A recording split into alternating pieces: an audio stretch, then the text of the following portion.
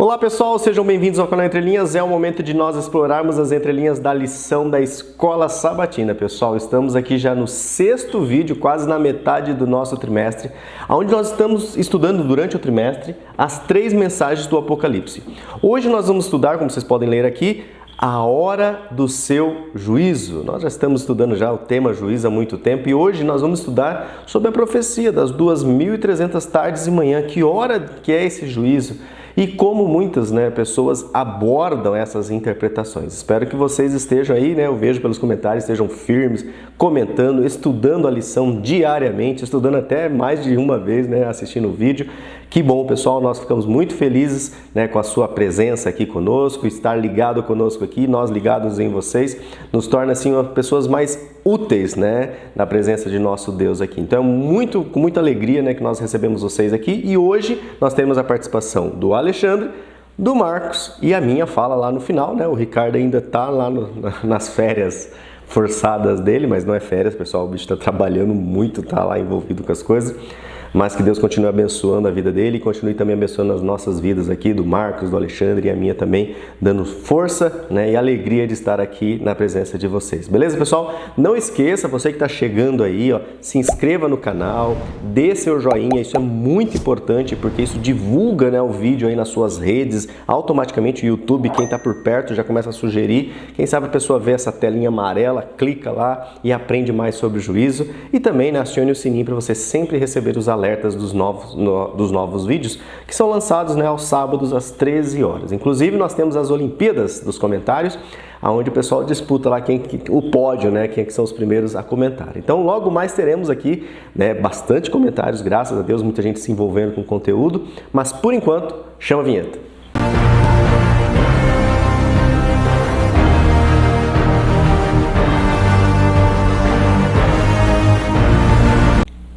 Bom pessoal, esse é o momento então de nós conferirmos aqui nos comentários das entrelinhas. É uma parte que eu gosto muito, é uma parte que eu interajo com vocês, que eu leio o que vocês escrevem aqui, dá até para estreitar um pouco o relacionamento aqui de amizade e irmandade. Se nós não nos conhecermos aqui nessa terra, que nos conheçamos um dia no céu, onde Jesus está nos preparando um lugar. Se você não curte muito ou essa parte, ou talvez não tenha muito tempo, quer ir direto lá para a oração inicial, é só você clicar, nossos vídeos são capitulados, então você já pode assistir a parte que melhor lhe cabe neste momento, beleza? Mas fica o convite aí para você conferir os comentários aqui, eu acho muito legal ler os comentários dos nossos queridos irmãos inscritos aqui no canal.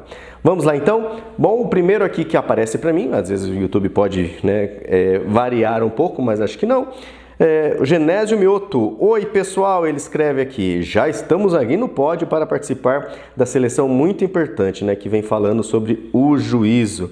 Legal, Genésio, aí sempre disputando o pódio, sempre deixando seu comentário e os amigos do Genésio recebendo os alertas gratuitamente do YouTube, porque se é importante para o Genésio, pode ser importante para os amigos dele.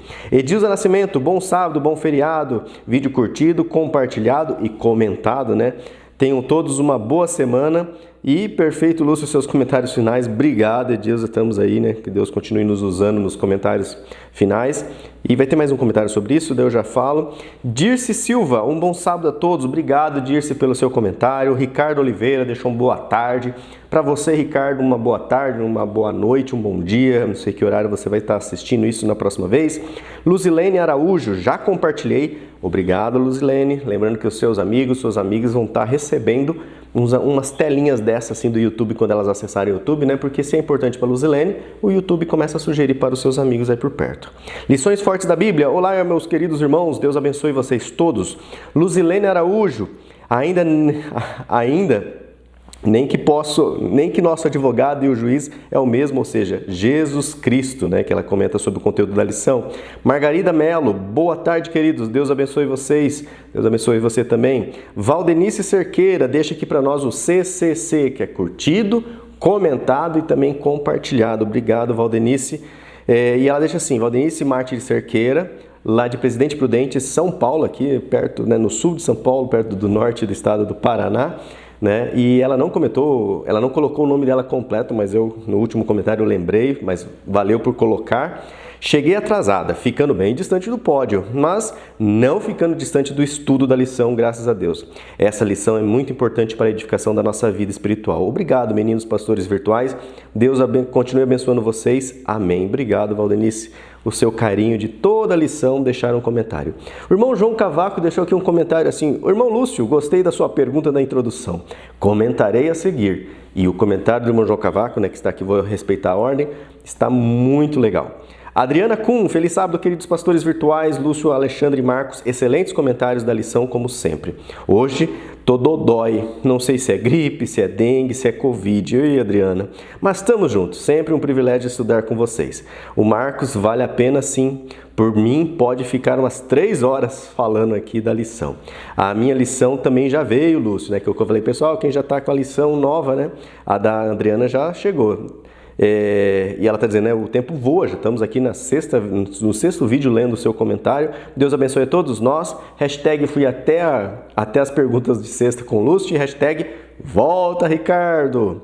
E a Marlene Boelli, boa tarde, meus irmãos. Boa tarde, Marlene, obrigado pelo seu comentário, né? Mesmo só uma boa tarde, é importante, pessoal, deixar um comentáriozinho. Como eu falei, né, gera engajamento no conteúdo e nós ganhamos aí uma publicação, né, as suas redes sociais são contaminadas aí pelos vídeos. Élida Mendes, Élida de Maranhão, lá do Maranhão, ela disse que ficou sabendo aqui do canal pelo irmão dela, que ela passa o login aqui, o nickname, né, Armando Mendes. Gosto muito e compartilho. Seja bem-vinda, Edila, acho que eu falei Élida, é Edila Mendes. Beleza, Edila? Muito obrigado. Ela coloca, Lúcio, você tem potencial muito. Mesmo com a volta do Ricardo, você deve ficar comentando. Realmente, Edila, então é isso que eu queria falar, né? O pessoal também, o Marcos, o Alexandre, acho que a gente até para balancear, para ficar 2 para o Ricardo, 2 para o Alexandre, 2 para o Marcos, daí as perguntas, tô aqui no estágio, né, probatório, tem 3 meses aqui de estágio, daí eu vou ficar com as perguntas por enquanto, que Deus continue nos capacitando. Obrigado, Edila Mendes, né? Agora acho que eu falei certinho. Pati Santos, olá Pati, sempre comentando conosco. Olá meninos, acho que dessa vez também estou no pódio. Mas daí ela já percebe, ou não, né? O povo é rápido. Sim, Pati, o povo tá lá querendo participar às 13 horas do sábado para comentar já, logo que o vídeo sai. José Luiz Souza Costa, ele diz que ele é de São Luís, lá no Maranhão. Então, José Luiz, um abraço pro pessoal aí de São Luís, no Maranhão. Tinha um aluno meu que é aí do Maranhão.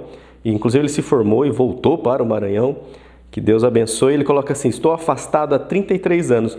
E é legal porque quando José Luiz comenta, o Gesé Antônio de Freitas fala, eita meu amigo, não perca mais tempo não, volte para os braços de Jesus, ele te espera ansioso. Que legal essa interação entre vocês mesmos. E é isso mesmo, José Luiz, que você volte, né? Ele coloca aqui, já estou há 2 meses de volta frequentando uma lição que nos dá a certeza da salvação. E você está no caminho certo, José Luiz, né? Estudando a lição, vamos ter inclusive um outro comentário aqui falando da importância do estudo da lição na vida do cristão que quer vencer, que quer crescer.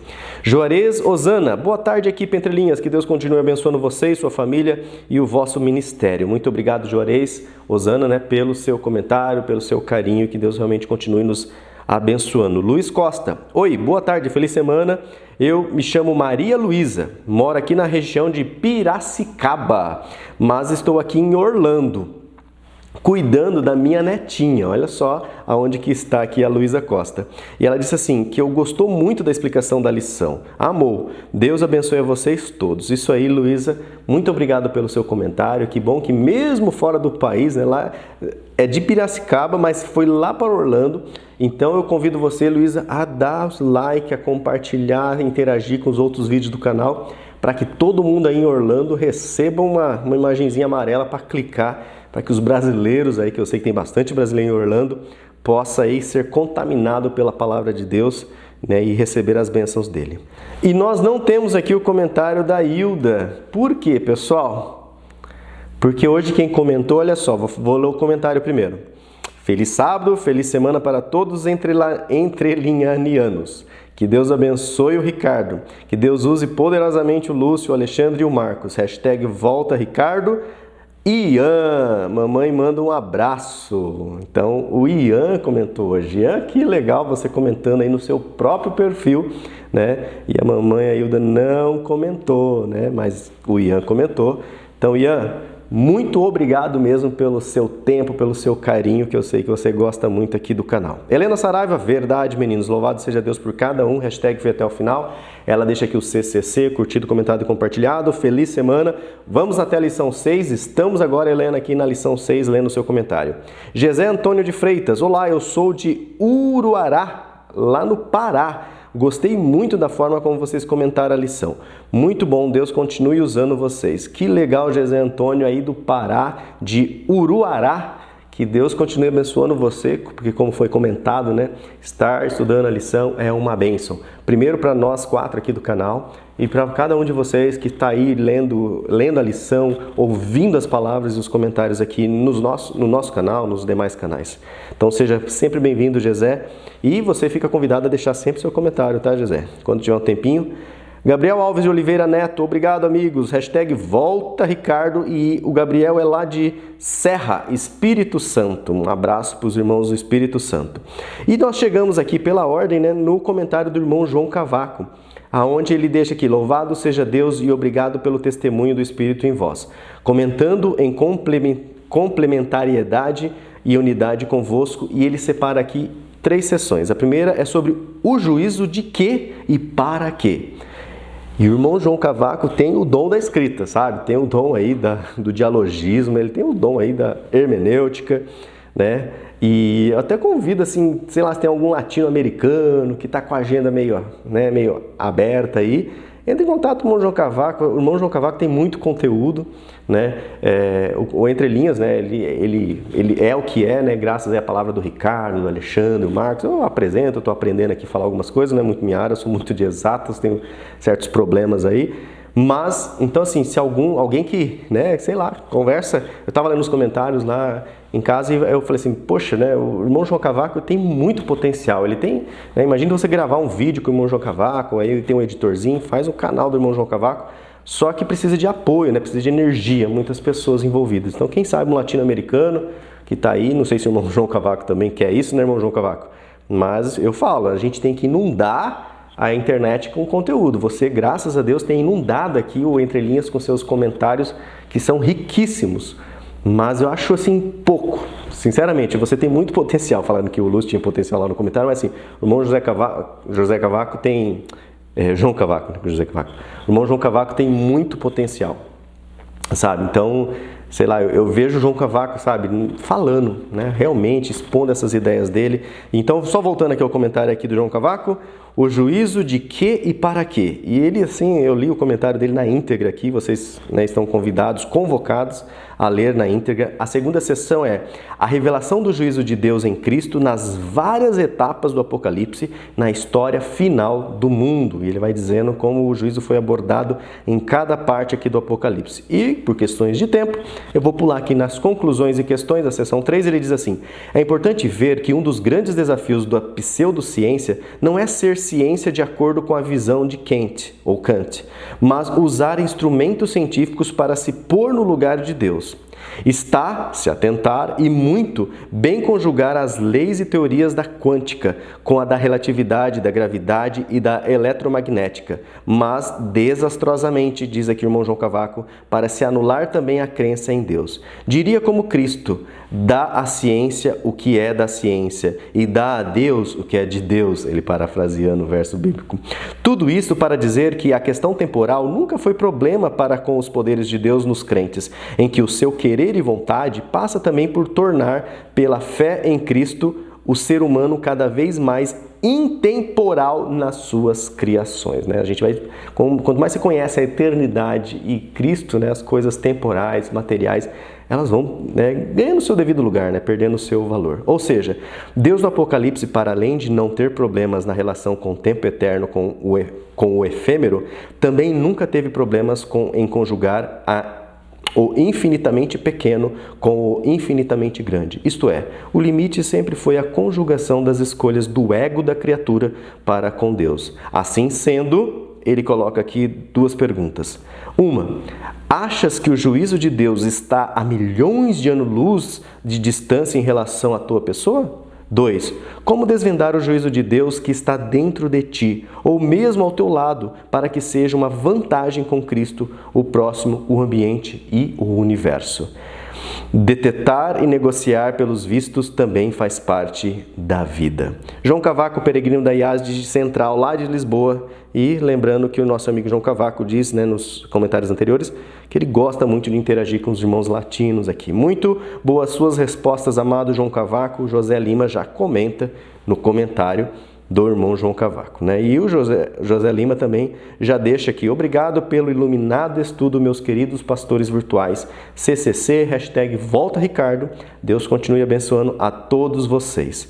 Elizabeth Costa, Marcos André, desde que me vi adventista e já vai lá mais de 33 anos, poucas foram as vezes que não fiz a lição da Escola Sabatina. A maioria desses 33 anos fui diretora da Escola Sabatina e no momento sou também. Acredito que a lição nos ajuda muito na nossa comunhão com o nosso Deus. Que o nosso Deus continue ajudando vocês a continuarem com esse trabalho. Sempre compartilho no grupo da minha igreja. CCC, curtido, comentado e compartilhado aqui, Elizabeth Costa. Muito obrigado pelo seu comentário, Elizabeth, não só comentando, mas falando um pouco da sua vida, da sua experiência. E realmente, sabe, Elizabeth, uma coisa que eu falo para as pessoas é que a igreja é uma ferramenta que Deus deixou na vida, na terra aqui para nós. Então, pelo fato de você ser diretora da Escola Sabatina, recai sobre você uma certa responsabilidade. Isso faz com que você até estude melhor a lição. Por eu ser ancião, me recai certas responsabilidades, certos comportamentos, certas coisas que talvez eu faria, meio distraído, mas vem aquela responsabilidade, eu não faço por amor à igreja, e por não fazer por amor à igreja, eu sou beneficiado, por me manter às vezes mais limpo, me manter mais longe de certas coisas. Então realmente o estar, servindo a Deus é um privilégio. Que pena que o pessoal fica esquentando o banco, Não sei na sua igreja, mas na minha tem muita gente esquentando o banco. E não sabe o privilégio que é assumir uma posição, assumir um cargo, não para ego, não para se mostrar, mas porque é uma bênção na vida do servidor, do servo que serve ao seu Senhor. Beleza? Tem bastante comentário aqui, mas já está acabando, pessoal. Marcelo Eduardo Quintão, muito bom. Obrigado, Marcelo, pelo seu comentário. Leicivânia Nagata. Bom dia, Leicivânia. Ela deixa um bom dia para nós. Gosto muito do estudo da lição. Que bom, Leicivânia. E ela pede o seguinte, pessoal. Orem pela família Nagata. Família da nossa amiga Leicivânia. Vamos orar. Tem gente que tem seu caderninho, coloca aí a família Nagata. Marinalva Ferreira. Oi, gente. Quero deixar meu comentário e dizer que é gratificante ver esse canal. Às vezes não comento por descuido. E é muito bonito as palavras do Marcos quando ele diz que a contagem das visualizações será feita lá no céu. Eu vejo vocês umas 3 vezes durante a semana. Que Deus abençoe vocês e que este canal siga crescendo com a pregação do Evangelho.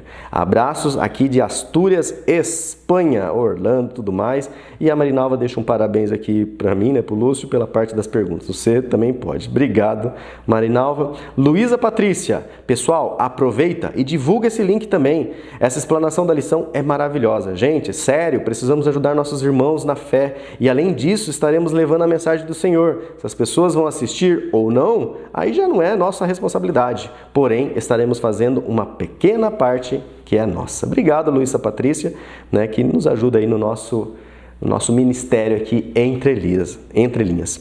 E o último comentário, chegamos, não sei quanto tempo já deu isso aqui. Ufa! Sandra Bittar, nossa querida. Oi, meninos e família Entre Linhas. Quanto aprendizado, diz ela aqui.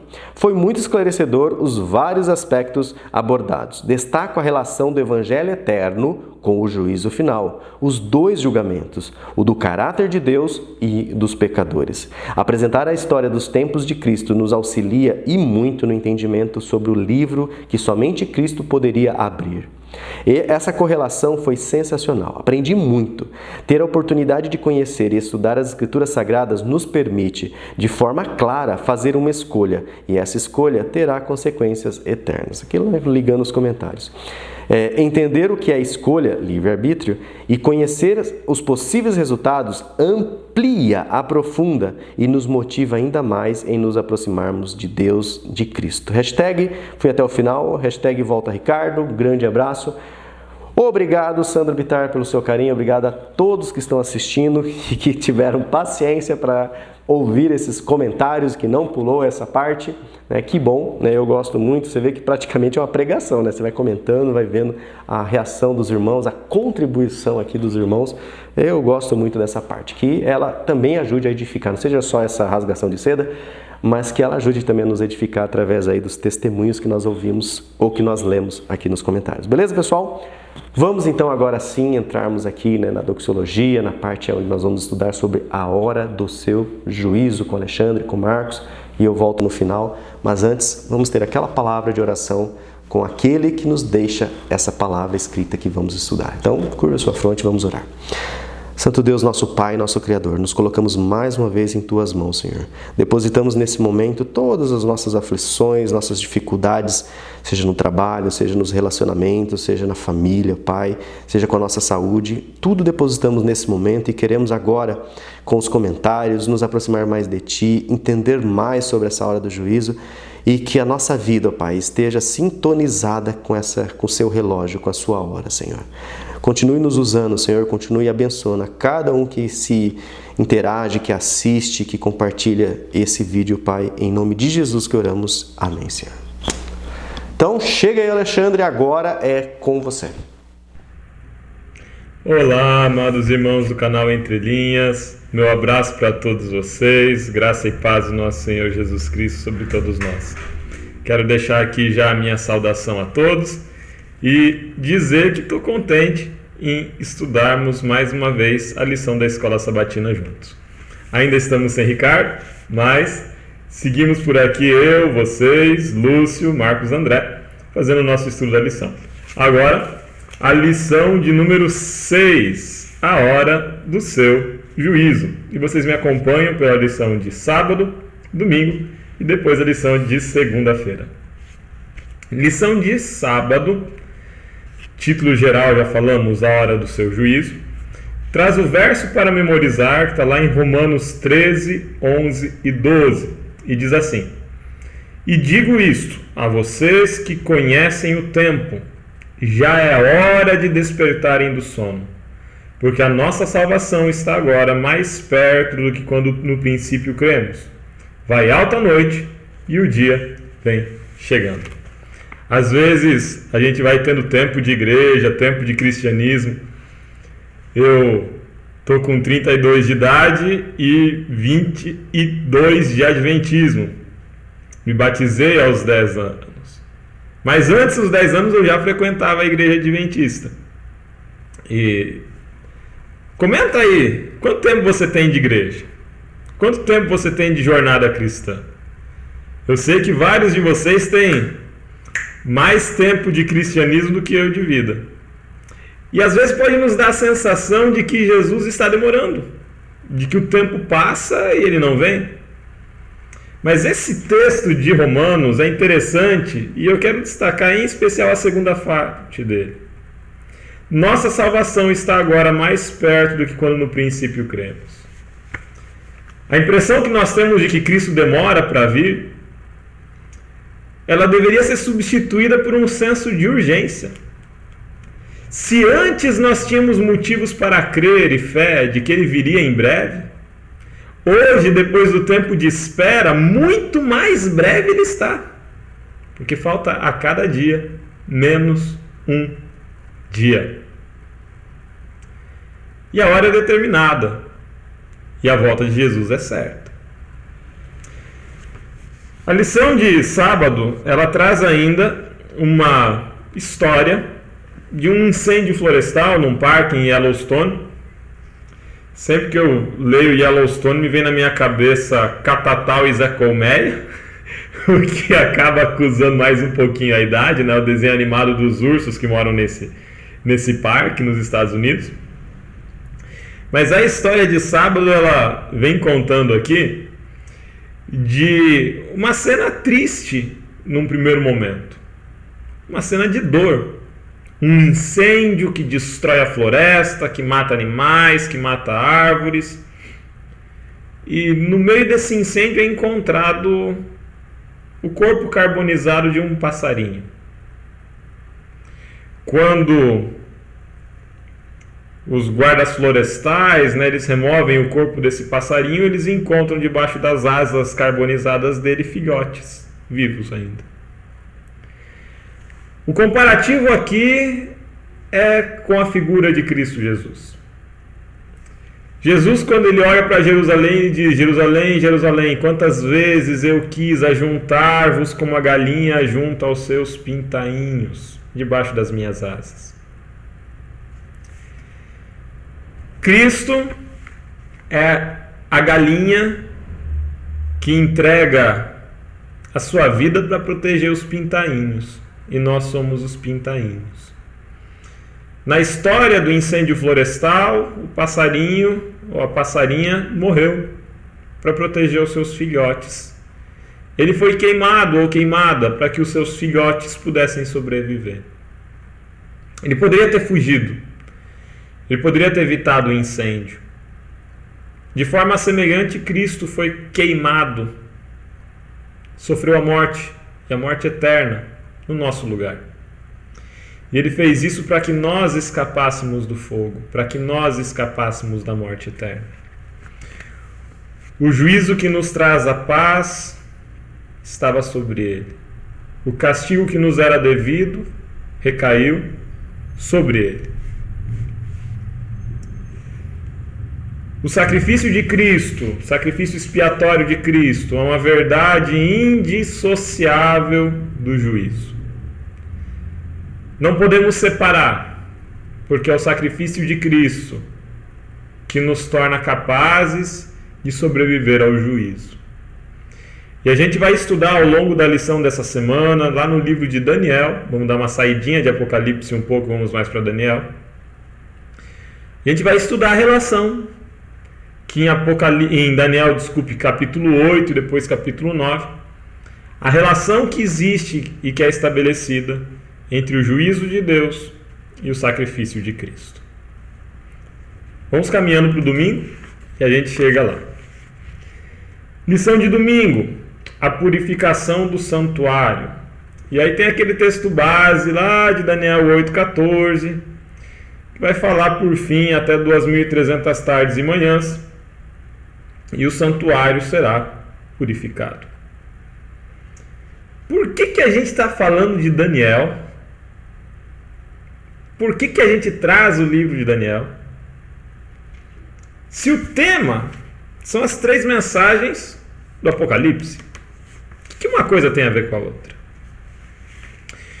O livro de Apocalipse 14, verso 7 diz: é chegada a hora do juízo. Temei a Deus e dá-lhe glória, pois chegada é a hora do seu juízo. O livro de Daniel fala igualmente de um juízo. Um juízo que antecede a volta de Jesus. A gente chama ele hoje de juízo investigativo. E quando a gente fala aqui de Apocalipse 14, verso 7, a gente não fala inicialmente da volta de Jesus, mas fala de um juízo que é anunciado e que antecede a data da volta de Jesus. Como adventistas, nós acreditamos que esse juízo se iniciou em 1844 e que a mensagem desse primeiro anjo diz menção a esse anúncio do juízo de Deus, o juízo investigativo, o grande dia da expiação, que já estava apresentado lá no livro de Daniel. É por isso que a gente precisa voltar para Daniel 8. Fica uma recomendação para os irmãos e para as irmãs de assistirem a nossa série de lições sobre o livro de Daniel. Aqui estou eu fazendo propaganda de volta. Existe uma série de estudos que nós fizemos sobre o livro de Daniel que está muito legal. E tem inclusive lá um estudo sobre Daniel 8. Então fica a dica. Eu vou tentar pedir para o Lúcio deixar o link para o vídeo ou fixo nos comentários ou na descrição desse vídeo. E aí vocês podem acessar lá e ter um estudo completinho do Daniel, direto lá do livro de Daniel, sem se preocupar tanto com a estrutura dessa lição. Mas vamos entender como que é desenhado o livro de Daniel, capítulo 8. Em Daniel 8 nós temos a cena de uma luta de 2 animais, um carneiro e um bode. Esse sonho dessa luta do carneiro e do bode, ela tem uma descrição toda especial. Existe um momento em que o chifre é quebrado, o chifre do bode. Esse bode que tinha um grande chifre se quebra, e esse chifre ele se divide em 4. Depois de um dos chifres nasce um chifre menor. Essa estrutura do livro de Daniel ela é melhor estudada no outro estudo, é melhor apresentada no outro estudo. Mas aparece um anjo aqui para o Daniel e vai explicar para o Daniel: Daniel, o que você viu é isso, isso, isso. O carneiro com 2 chifres representa o reino da Média e da Pérsia. O bode com um chifre representa o reino da Grécia. Esse chifre pequeno, esse chifre que se quebra primeiro, é porque o rei, no alto do seu poder, será tirado, né? Que é a morte de Alexandre o Grande. Os 4 chifres que nascem depois são as 4 divisões do Império Macedônico de Alexandre o Grande. Esse chifre pequeno, ele aponta para um reino que há de vir, que é diferente, que tem um poder religioso misturado, que vai proferir palavras contra o Altíssimo, vai tratar de mudar os tempos e a lei, vai magoar os santos do Altíssimo. A construção do livro de Daniel é feita toda em cima de paralelismos, né? E quando a gente vem aqui para a visão do carneiro e do bode, faz menção antes à visão dos animais e faz menção antes à visão da estátua. Lá no estudo de Daniel vocês vão ver isso tintim por tintim se tiverem interesse. A gente não tem tempo e espaço aqui para explorar toda a profecia. Mas não é isso que aflige o profeta Daniel. O profeta Daniel já entendia essa estrutura de animais em visão representando reinos, reis, poderes políticos, poderes religiosos. Daniel já tinha visto tudo isso de outras formas nas visões anteriores. Mas tem uma partezinha do final da visão ali que confunde Daniel e que lhe produz angústia, que atormenta o seu ser. Porque a visão diz para o profeta o seguinte: Daniel pergunta, né, por quanto tempo duraria isso? E aí vem a resposta: até 2300 tardes e manhãs, e o santuário será purificado. Isso coloca uma confusão na cabeça de Daniel. Ele sofre, ele chora, ele ora, ele fica espantado. Isso está descrito ali ao longo do capítulo 8 de Daniel, lá no versículo 27, depois avançando para Daniel capítulo 9, indo para frente. Lá no capítulo 9, 21, 22, estamos na questão 2 de domingo. Daniel ele ora e ele pede orientação a Deus para entender o que são essas 2300 tardes e manhãs por um motivo simples. Daniel entendia que o santuário a ser purificado era o santuário de Jerusalém. E ele esperava que o cativeiro babilônico durasse menos tempo. Ele já tinha estudado outras profecias de data, e elas eram incompatíveis com a ideia de 2300 anos de cativeiro. Quando Daniel vê lá 2300 tardes e manhãs, ele entende que em profecia cada dia corresponde a um ano. E ele pensa, pera lá, 2300 anos de cativeiro em Babilônia, até que a gente possa voltar para Jerusalém, até o santuário ser purificado, meu Deus do céu! É por isso que produz tanta angústia, tanto sofrimento. Daniel ora e é enviado para ele, por ele ser muito amado de Deus. Acho lindo isso. Deus se preocupa com as nossas angústias, até de interpretação da Bíblia. Ele manda um anjo, o anjo Gabriel, para falar com o profeta Daniel.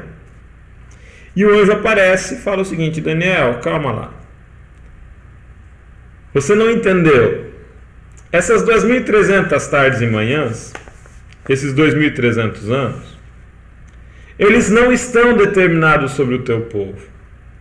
E o santuário que tem que ser purificado não é o santuário de Jerusalém. Não é o templo de Salomão.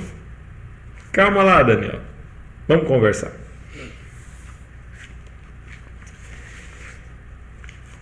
A explicação que o anjo vai dar para o profeta Daniel, ela parte da construção das 70 semanas. E aí Daniel escuta do anjo o seguinte. Primeiro, Daniel, é o seguinte. Das 2.300 tardes e manhãs, 70 semanas estão cortadas, estão separadas, estão cortadas para o teu povo. 7 semanas e 62 semanas. Desde a ordem para reedificar Jerusalém. Quer dizer o seguinte, Daniel. Não é 2.300 anos de cativeiro babilônico. Vai vir a ordem para reedificar Jerusalém. Quando essa ordem vier, você começa a contar o tempo. E ali começam as 2.300 tardes e manhãs. Ali começam os 2.300 anos. A restauração de Jerusalém não é o ponto de chegada dessa profecia, Daniel. A restauração de Jerusalém é o ponto de partida. É isso que o anjo está falando para Daniel. O anjo vai dar uma aula para o Daniel, vai explicar tudo tintim por tintim. Ele fala, a primeira parte dessa profecia das 2.300 tardes e manhãs, Daniel, é um período de 70 semanas. 7 semanas e 62 semanas. Isso vai dar e mais uma semana no final. Isso vai dar um total de 490 anos. Daniel, esse tempo é um tempo para profecia direcionada ao teu povo, a Israel. E esse período de profecia é o período em que vai acontecer a reedificação de Jerusalém, é o período que vai acontecer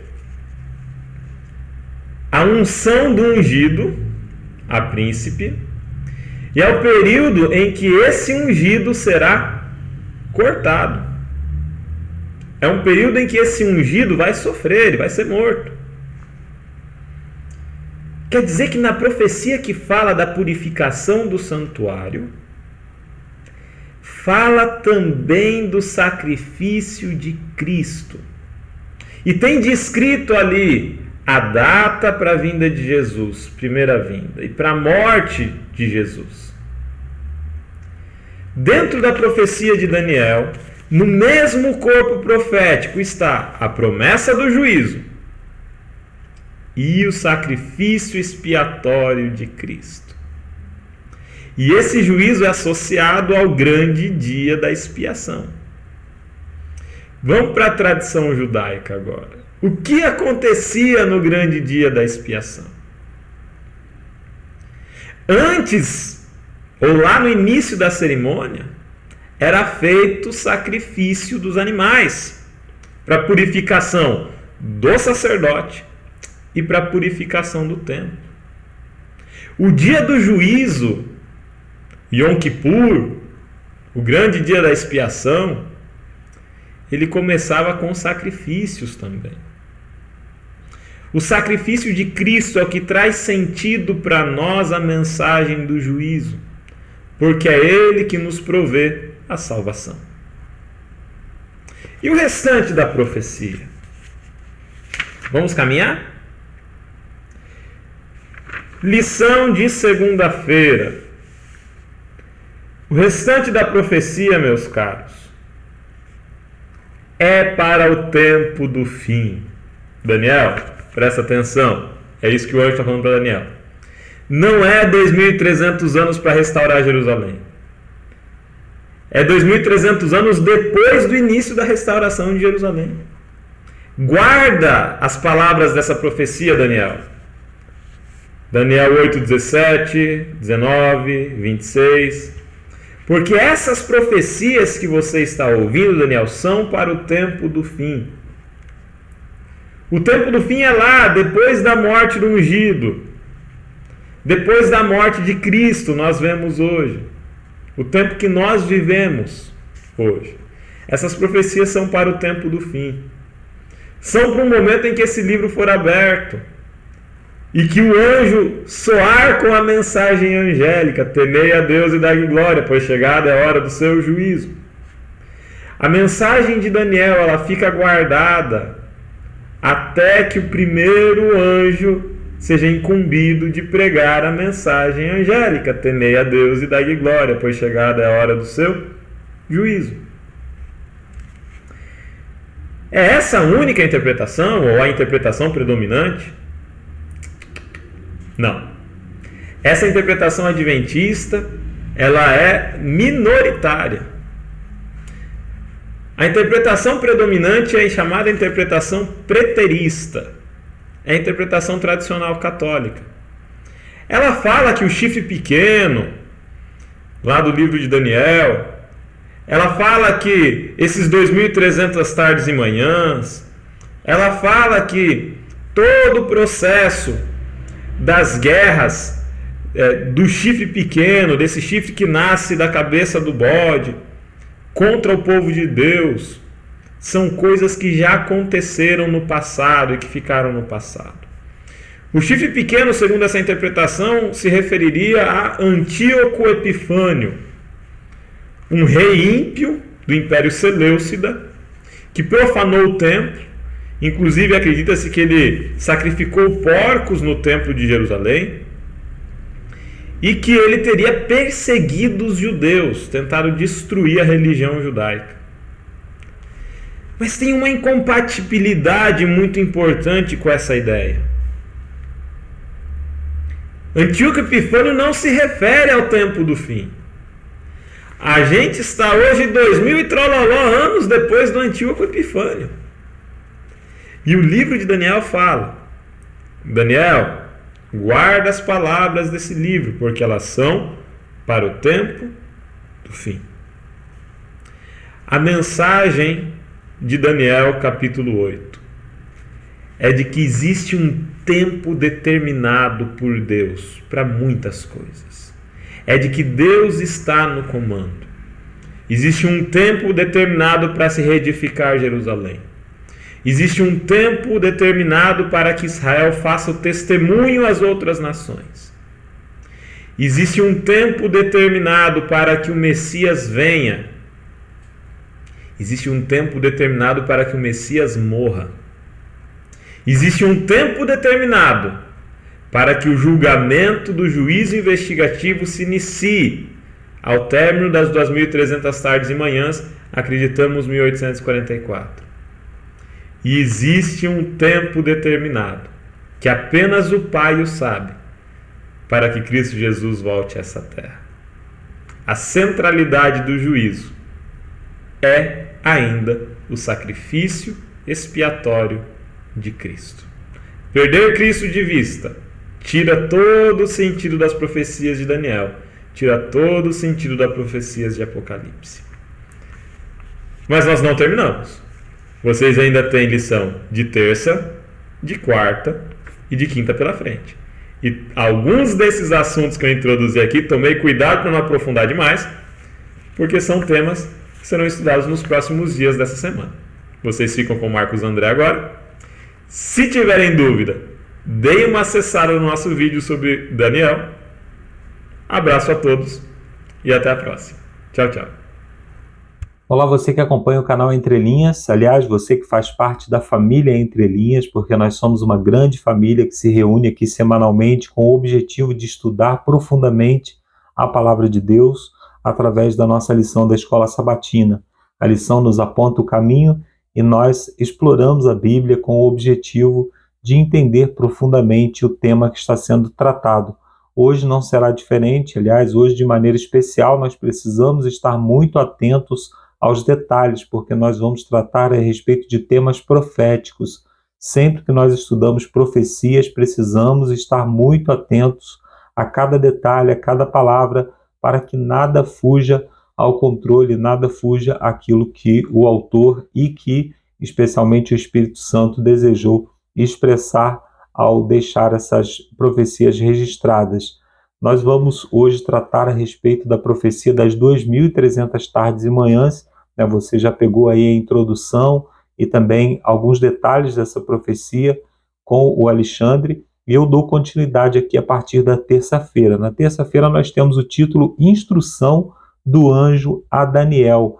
Essa parte da lição fala a respeito de Daniel capítulo 9, a partir do verso 23, que trata da interpretação daquilo que foi falado no verso 14 do capítulo 8 de Daniel. Como que nós sabemos que essa profecia é, na verdade, a interpretação da profecia de Daniel 8,14. O texto começa no verso 23 do capítulo 9, falando assim, o anjo falando a Daniel: considera e entenda a visão. Só que no capítulo 9 não houve nenhuma visão. Daniel não teve visão no capítulo 9. Então, esse encontro com o anjo refere-se à visão que ele havia tido anteriormente. Daniel, quando teve a visão lá dos animais, e por final ele ouviu uma conversa, né, entre dois seres celestiais, que dizia que em 2.300 tardes e manhãs o santuário seria purificado. Então, o anjo aparece a Daniel e começa a interpretar a visão para ele. Explica do bode, do carneiro, qual era o significado, né, da Média Pérsia, também da Grécia, e em seguida fala sobre os outros reinos que seguiriam. Não fala a respeito de quais reinos seriam esses, né, mas nós podemos inferir que o reino que veio depois foi o reino de Roma, e assim os poderes que se seguiram. No entanto, no verso 26 do capítulo 8, quando o anjo faz a introdução no tema das 2.300 tardes e manhãs, Daniel tem um desmaio. Ele não resiste e se enfraquece, então o anjo cessa a interpretação, cessa de falar com ele, e ele fica sem resposta a respeito do tema das 2.300 tardes e manhãs. Então, quando o anjo volta novamente, depois da oração dele no capítulo 9, já são 10 anos depois, né, não é em seguida, o anjo aparece depois dessa oração. Ele estava estudando a Bíblia, né, estudando ali o capítulo 29 do livro de Jeremias, que fala a respeito dos 70 anos que eles ficariam lá em Jerusalém, em Babilônia, antes de voltarem para Jerusalém. Então, o anjo retoma, começa a interpretar novamente a visão que ele tinha faltado, a parte da visão que ele tinha faltado. Então o anjo volta novamente e passa a interpretar, ou passa a dar o significado daquela parte da visão que ele não tinha compreendido anteriormente, né? Então, quando o anjo se refere a uma visão, nós só podemos compreender que ele está falando a respeito da visão do capítulo 8, porque Daniel não teve nenhuma visão no capítulo 9. Aí, no capítulo 9, a partir do verso 24, ele começa a interpretar a visão. Sobre quais eventos da vida de Jesus ele fala ali, né? Sempre Jesus é o tema principal quando nós estamos estudando a Bíblia, né? Então ele fala ali de muitos aspectos do ministério de Jesus, né? Mas eu destaquei aqui alguns que são mais diretos, né? Por exemplo, para ungir o Santo dos Santos, é uma coisa que ele fala ali, o Santo do Santo é exatamente a unção de Jesus. A palavra ungir, que aparece aqui nesse texto, né, é uma referência à messianidade de Jesus, porque o ungido, a palavra Messias significa exatamente ungido, né? Aí diz que ele será morto ungido e fará firme aliança com muitos. Nós temos a morte de Jesus, né, que sela a aliança, né, sela a nova aliança, e também diz que faria cessar o sacrifício do santuário. Daqui a pouco nós vamos falar um pouquinho mais a respeito disso, né? Então a primeira parte dessa profecia diz respeito apenas ao povo de Daniel. Ele fala, 70 semanas estão determinadas sobre o teu povo, ou seja, sobre os judeus, né, sobre a nação judaica. E ali ele diz, então, que são 70 semanas. Essas 70 semanas, elas são interpretadas como dias proféticos e não como dias literais, né? Nós temos isso, é muito fácil a gente compreender isso quando nós lemos o texto, e ele diz ali logo no início que o tempo para restaurar Jerusalém seriam 7 semanas, ou seja, 49 anos, o tempo para restaurar o templo e também a cidade de Jerusalém. Quando Jesus tem um encontro lá com os judeus, né, com os fariseus no templo, e ele fala a respeito da destruição do templo e sobre a reedificação do templo em 3 dias, né, ele estava falando a respeito da sua própria morte. Os judeus falam assim, em 46 anos os nossos pais reedificaram esse templo e você vai reedificar em apenas um dia. Isso está lá em João no capítulo 2, verso 20. Então percebe que a profecia fala de 49 dias para reedificação do templo. mas os judeus admitem que foram 46 anos, ou seja, mais 3 anos aí, porque provavelmente eles não consideraram os muros, né? Então, nós vemos perfeitamente que o texto ele está se referindo a anos e não a dias. Quando ele fala aqui de dias, ele está falando, na verdade, de um período de anos, né? São semanas de anos. Então, são 490 anos literais. As 70 semanas que foram separadas para o povo judeu são 490 anos. Então, nós precisamos compreender isso aí, né? Então, quando Gabriel diz a Daniel que 490 anos seriam cortados da profecia, em algumas Bíblias, né, nós temos ali 70 semanas estão determinadas sobre o teu povo. Mas essa palavra, apesar dela não aparecer em nenhum outro lugar na Bíblia, ela só aparece nesse texto em Daniel, mas ela significa dividir, separar, determinar ou decretar. Então ela pode ser utilizada também como dividir, como separar. Então nós poderíamos ler esse texto da seguinte forma: 70 semanas foram separadas para o teu povo. Então o anjo ele está falando aqui de 70 semanas que foram separadas da profecia maior, da profecia das 2.300 tardes e manhãs. Então 70 semanas, ou seja, um período de 70 anos daquela profecia de 2.300 anos foram separados para o povo de Daniel, para o povo judeu, né? Então a única parte da visão deixada sem explicação em Daniel 8, já comentei isso, né? Só estou lendo aqui o que o autor termina falando sobre isso.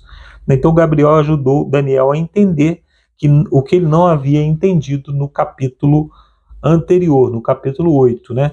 Então é importante nós estarmos com isso bem claro na nossa mente, que ao trazer a interpretação, ele está trazendo a interpretação daquilo que havia faltado interpretar no capítulo anterior, né? Então, na parte de quarta-feira, nós temos o título O Messias Morto. O Gabriel, né, o anjo, ele explicou o ponto de partida para a profecia dos 490 anos e, portanto, também a partida para a profecia das 2.300 tardes e manhãs, né? Então, a ordem de restaurar e reconstruir Jerusalém seria o ponto de partida.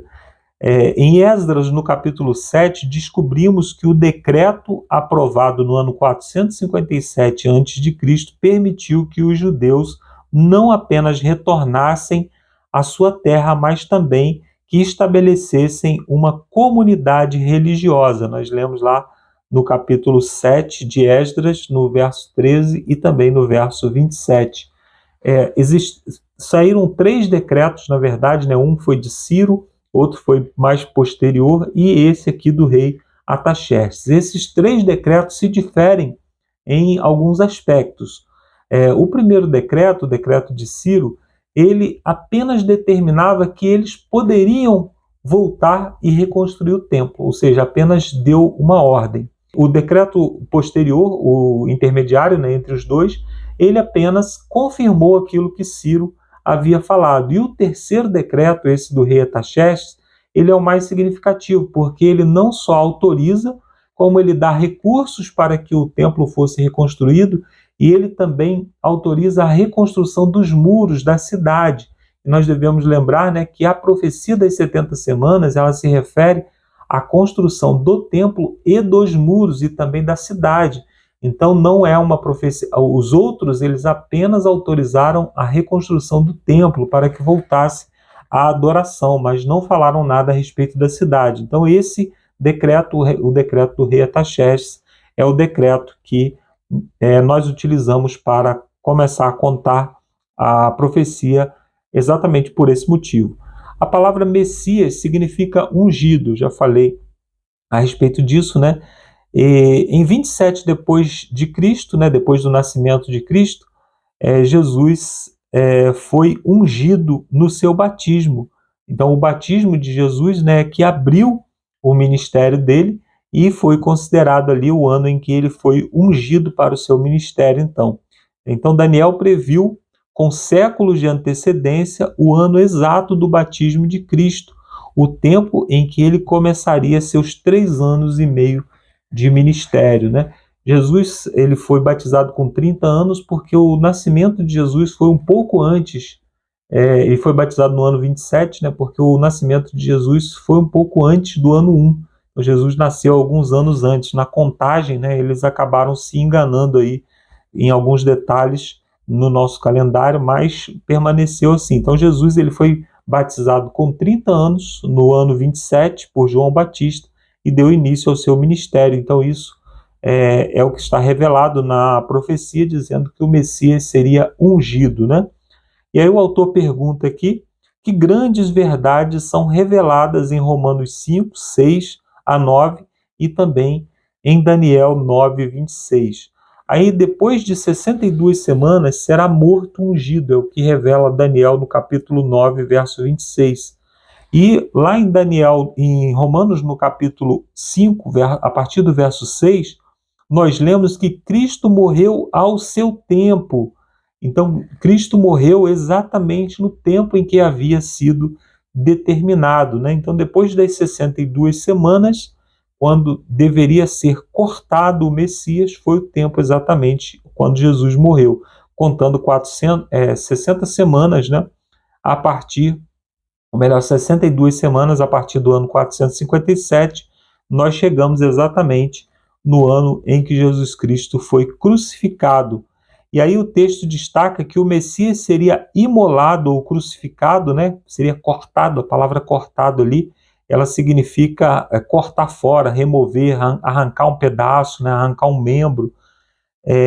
Ele seria cortado, mas não para si mesmo. Ou seja, a obra de Jesus, a obra da morte de Jesus foi uma obra expiatória, foi uma obra por outras pessoas, por nós, né? Pelos pecadores. Então, Deus prova, aí é o que está lá em Romanos no capítulo 5, a partir do verso 6, Deus prova seu próprio amor para conosco pelo fato de Cristo ter morrido por nós quando nós ainda éramos pecadores. Então Cristo, ele morreu por nós e não por ele mesmo, não pelas suas próprias transgressões, né? Em Daniel, no capítulo 9, verso 27, dando continuidade aí à interpretação, né, da profecia, diz que na metade da última semana, da última das 70 semanas, né, Cristo faria cessar o sacrifício de ofertas. Então, na metade dessa última semana, dos últimos 7 anos, né, no ano 31, Jesus Cristo morreu, ele foi crucificado e confirmou a aliança eterna com o seu sangue, como diz aqui o autor, né? O sistema de sacrifício, então, perdeu completamente seu significado. O sistema de sacrifício, ele apontava para Cristo como sendo o cordeiro que viria a morrer pelo pecado do mundo. Então, a profecia diz que fez cessar, ou seja, acabou com o sacrifício, né? Essa previsão se cumpriu com todos os detalhes. Então, Jesus foi sacrificado por nós. E aqui tem um detalhe importante que nós precisamos observar nessa profecia, né, é o fato de que a profecia determina que o sacrifício de animais cessou, ou o sacrifício expiatório, né, os sacrifícios no templo, eles cessaram no ano 31. Mas nós precisamos observar que o templo ele ainda continuou em funcionamento até o ano 70, quando foi destruído pelo exército romano. Então, quer dizer, os judeus eles continuaram sacrificando no templo até o ano 70. No entanto, a Bíblia, ou seja, o céu, reconhece que ali não havia mais sacrifício. Então, por mais sinceros que eles fossem ao apresentar ali os sacrifícios, o céu não estava reconhecendo. Então, por mais que tenhamos uma religião sincera, por mais que façamos com sinceridade, apresentemos a nossa adoração com sinceridade a Deus, se nós não estamos em obediência, se nós não estamos cumprindo os padrões que foram estabelecidos por Deus, é como se nós estivéssemos adorando ao vento. Lá em Marcos, no capítulo 7, Jesus Cristo fala isso. Em vão me adoram, é como se adorassem ao vento, né? Cumprindo mandamentos que são preceitos de homem e anulando os meus mandamentos, ou anulando os mandamentos de Deus. Então, quando nós adoramos a Deus com os nossos próprios métodos, por mais sinceros que sejamos, o céu não recebe essa adoração, é o que nós aprendemos aqui. Então eles ficaram do ano 31 até o ano 70 sacrificando, mas para o céu não havia mais sacrifício ali. O sacrifício verdadeiro era aquele que era apresentado através da morte de Jesus Cristo, né? Aqui no final, na pergunta do rodapé, diz assim: tendo em mente que o que foi escrito acima, em Marcos no capítulo 15, verso 38, e Mateus no capítulo 3, verso 15 a 16, como esses versos nos ajudam a entender a profecia de Daniel 9, 24 a 27. Em Marcos, né, nós lemos ali que o véu do santuário se rasgou de cima a baixo. Em Mateus, nós lemos sobre o batismo de Jesus.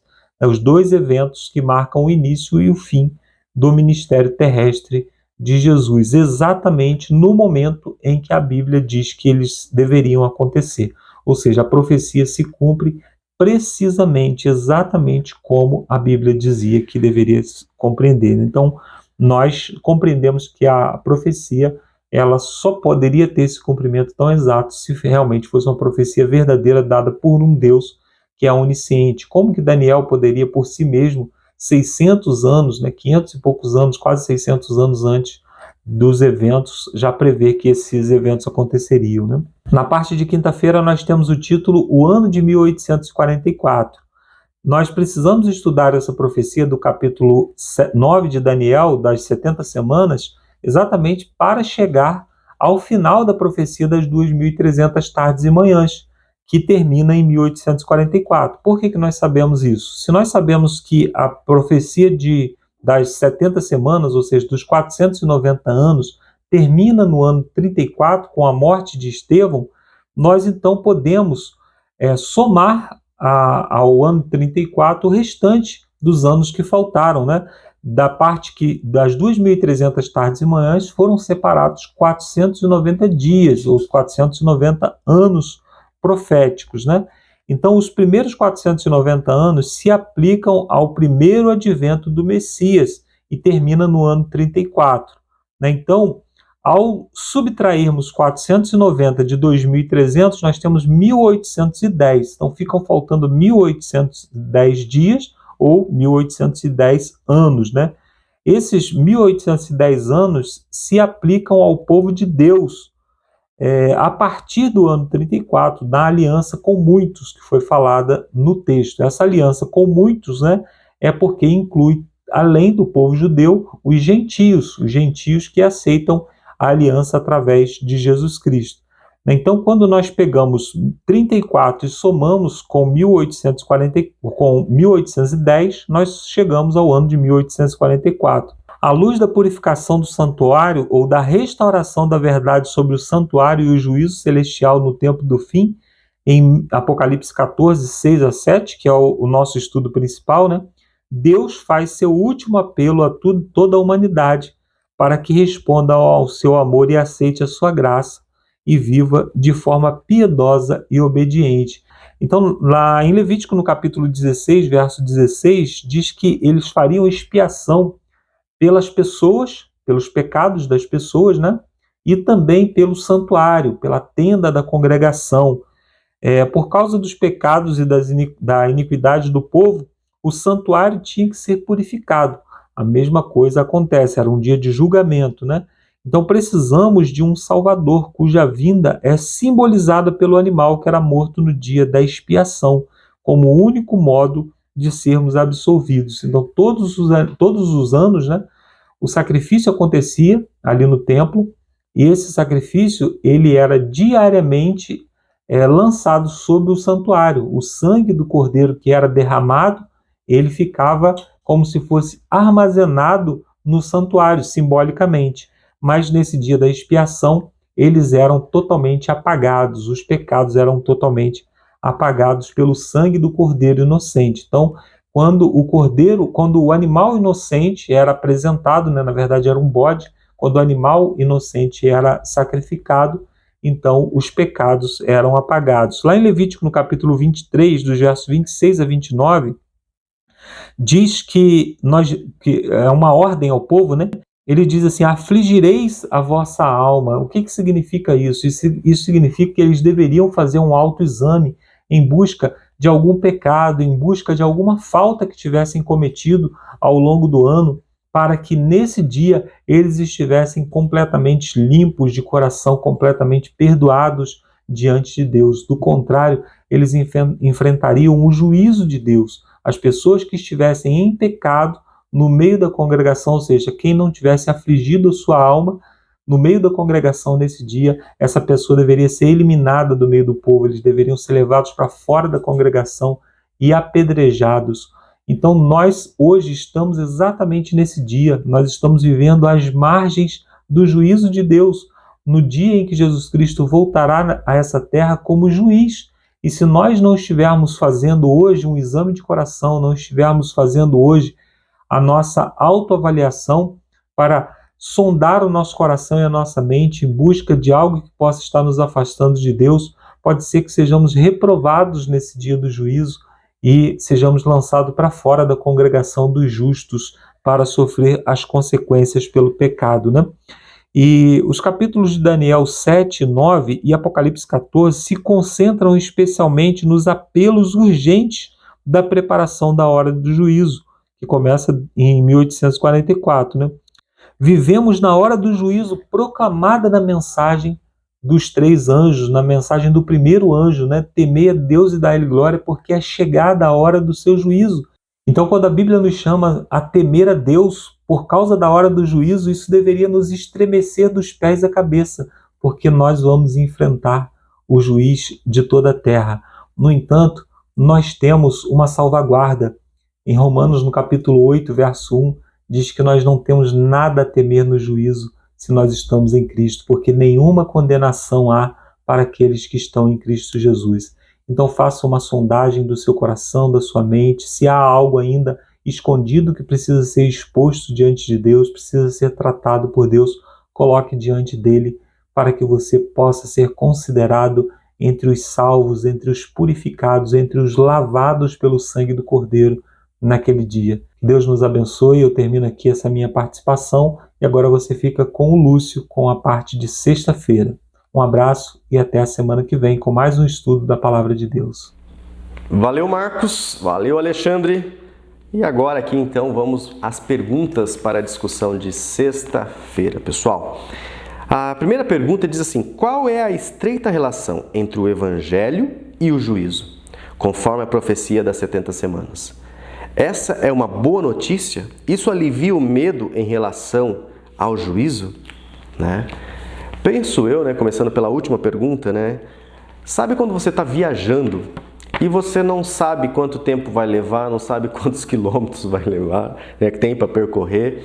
E eu acho muito legal hoje porque você põe tudo no GPS e o GPS te dá todas as estatísticas, né? Dá onde tem engarrafamento, previsão de chegada. Então, assim, o saber aquela informação nas viagens, não sei para você, né, te traz uma certa tranquilidade, porque como nós vemos às vezes nos filmes ou nos memes, né? A criancinha, pai tá chegando, pai tá chegando, pai tá chegando, pai tá chegando, pai tá chegando, né? Então, de certa forma, o juízo, o conhecer, né, a revelação aqui de Deus das profecias das 70 semanas, saber que, né, é chegada a hora do seu juízo. E ele deixou as datas marcadas. Eu realmente não sei, né? Há muita discussão, inclusive, né? Será que, né, nós já estamos no tempo do fim, desde 1844, acabamos de estudar isso aí com os meninos, né, com o Marcos, com o Alexandre, mas mesmo não sabendo, eu não sei quanto tempo, né, Deus ainda vai ter de graça e misericórdia nessa terra, talvez, sei lá, né, talvez mais 4 anos, talvez mais 7 anos, ou talvez mais 56 anos, talvez mais 230 anos, e aí eu sei vários números, não nos cabe saber. Mas independente disso, o fato de você saber que há um juízo, que há um tempo determinado, para você me dá uma certa certeza, uma certa esperança, que eu sei que ou esses olhos verão do jeito que estão, ou talvez eu descanse no Senhor e essa coisa corruptível, né, será revestida da incorruptibilidade e aí eu verei o meu Senhor. Então realmente assim, você conhecer as profecias, conhecer a revelação do juízo. E como eu perguntei no último vídeo, né, o juízo é bom. Depende, né? Depende do réu. Se o réu é culpado, não vai ser bom. Se é inocente, aí sim. Só que agora, aprendendo, né, sobre a relação do evangelho com o juízo, a gente pode ter a certeza que, assim, mesmo esse monte de pó aqui, né, diante de Deus, por causa do amor que Cristo tem por mim, que tem por você, Ele morreu e pagou o preço dos nossos pecados passados, os que agora estão aqui na minha cabeça e quem sabe os futuros que virão, sabe? Não que eu vou andar na prática do pecado, e Paulo fala isso, né? Mas ao mesmo tempo, depois ele escreve, filhinhos, João, né? Filhinhos, vos escrevo, que é melhor que não pequeis. Mas, se você pecar, tem um advogado no céu, né? Então, realmente, eu acho que isso alivia, sim, o medo em relação ao juízo. Conhecer que há o juízo, mas há um evangelho no meio, né, da profecia lá, nas 69 semanas lá. Em favor de quem o Messias foi cortado, né? E aí vem a questão, né, sobre a reflexão. Em favor de quem? Eu lembrei daquele verso, né, que o céu se alegra mais por um pecador que se arrepende, né, do que 99 justos que não precisam, às vezes, de arrependimento. E eu acho interessante porque tem acontecido coisas aí na nossa mídia, né, nas notícias, e a gente vê assim que existem, até dentro da sua igreja, da minha igreja acontece, sabe? Tem pessoas que infelizmente falhas como eu, como você, mas há uma diferença, sabe? Tem pessoas assim que elas erram e aí você fala, isso não agrada a Deus do jeito a sua abordagem, a sua atitude. Ela pega e fala assim, puxa vida, né? Fiz errado, perdão, pede perdão e se arrepende. Tem pessoas não, tem pessoas que erram e continuam achando que estão fazendo certo ou que não estão nem aí. E agora, né, lembrei de uma outra passagem que a gente estuda também de Moisés no deserto, agora não lembro, por isso eu falo, eu sou péssimo em questão de lembrar os números dos textos, né? Mas eu lembro que quando o povo de Israel, né, ele pegou, Arão permitiu fazer lá o bezerro e adorar. Quando Moisés desceu, olha só que interessante, a tribo de Levi não tinha nem se contaminado, isso eu lembro bem. Aí uma parte se arrependeu de ter feito toda aquela idolatria, que é justamente o que Deus, né, abomina, a questão da idolatria. Apesar que Deus prefere a idolatria do que família brigando, né? Aí a gente tem que discutir, mas não faz parte do foco. Aí tivemos a tribo de Levi, que não se envolveu com idolatria, e os arrependidos que se envolveram com idolatria. Só que teve um povo lá do deserto, depois da água, depois do maná, tudo, que mesmo assim, não, é isso mesmo, a gente fez e daí? Não tem nada, não tem mal, não fazia mal nada. Pessoal, Deus permitiu que a tribo de Levi pegasse as espadas e matasse todo mundo que não se arrependeu, né? Como uma pré-figuração do juízo. Não faz parte aqui do nosso estudo, mas só lembrando assim, em favor de quem o Messias foi cortado, né? Penso em quem se arrepende, sabe? Em quem pecou e busca conversão, busca transformação diariamente, né? Como a gente leu, né? Estudando a lição, se esforçando aí. Não que o nosso esforço vai nos salvar, mas nos garantir a salvação. Mas o nosso esforço, que cabe a nós, nos livra de certas armadilhas. E aí cabe a você, irmãozinho, né? Se livrar, se desviar, como aquela frase, né? Ou seja, não posso evitar que os pássaros voem sobre minha cabeça, né? Mas posso evitar que eles façam ninho, né? Que é de Ellen White e que outros dizem que na verdade é de um outro autor que ela transcreveu. Mas vamos lá. Pergunta 3. Por que o santuário era purificado? Lá em Levíticos 16:16. Como o povo devia agir nessa ocasião? Que significado isso tem para nós nos dias de hoje? Por que o santuário era purificado? Primeiro porque nos rituais diários, né, eram sempre aspergido, né, o sangue, tipo acumulando, figurativamente acumulando, né, os pecados das pessoas. E tinha um dia da purificação do santuário, onde simbolicamente todo aquele pecado que foi sendo colocado, né, dentro do santuário, que tornava ele menos puro, né, no Yom Kippur então era purificado. E aí fala assim, como o povo devia agir nessa ocasião? E aí me traz uma reflexão que eu tenho melhorado um pouquinho nos meus aspectos, eu estava muito relaxado quanto a isso, que é assim, como você se comporta quando você está na presença de Deus? Eu nem vou falar casa de Deus, porque Deus não tem casa nessa terra, né? A igreja é um lugar onde nós nos reunimos, um pé de manga, mas quando você está debaixo do pé de manga ou dentro do templo aí que você dedica ao Senhor, como você se comporta? Como as pessoas estão se comportando, sabe? Então, às vezes a gente, até por ser líder, às vezes está tão acostumado a vir na igreja e tudo mais, parece ser um lugar comum. E não é. Como o povo deveria agir naquela ocasião? O povo, ele deveria buscar o arrependimento, né? Tentar fazer uma vistoria do coração para que buscasse, assim, na presença do Senhor, não encontrasse nada que ele não tivesse se arrependido. E uma figuração, né? A figura lá do evento de Moisés, a figura do juízo.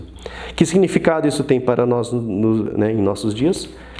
Novamente, né, de que nós precisamos nos portar diante de Deus. A gente tem até dificuldades às vezes com os adolescentes. Eu estou com a casca de crente, né? Eu nem comentei isso muito, né? Novamente estou gravando numa quarta-feira após o culto. E às vezes nós lidamos com adolescente e é difícil, né, assim, lidar com essa questão de vestimentas, de usos e costumes, que realmente a Bíblia não é assim, ela não põe régua, né, em usos e costumes, mas ela traz princípios, sabe? E é difícil às vezes para o adolescente falar para ele, ó, você está buscando a presença de Deus, sabe, Deus Santo.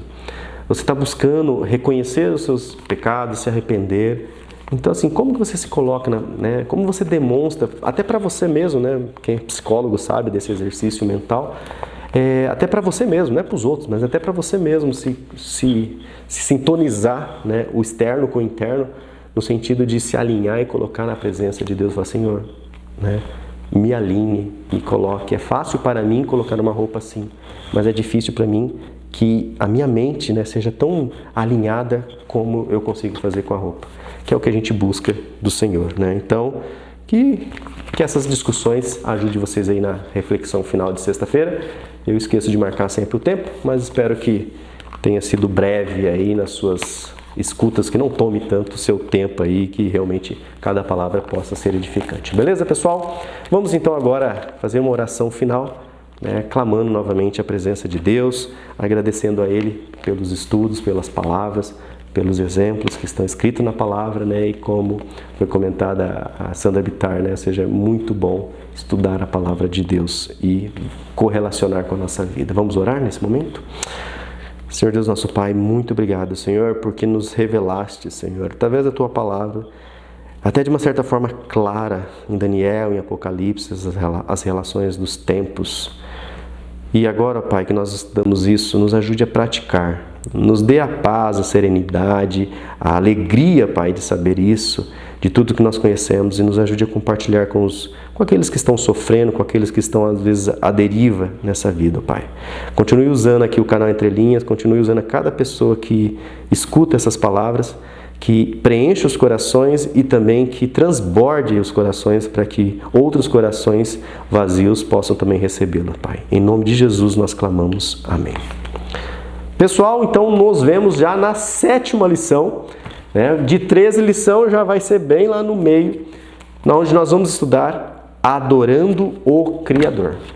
Beleza, pessoal? Fiquem com Deus. Nos vemos na próxima lição, se Deus quiser. E lembrando, corra atrás já do seu guia, já da próximo trimestre, que ele já está disponível aí na internet e aí nas lojinhas. Beleza? Até lá. Tchau, tchau.